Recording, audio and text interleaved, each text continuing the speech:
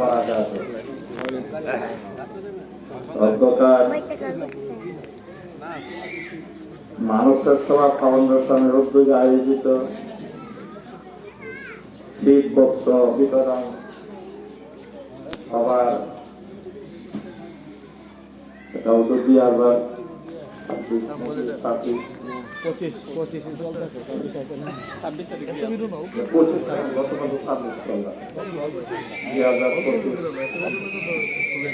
অনুষ্ঠিত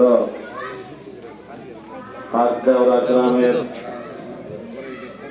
মাদ্রাসা নবী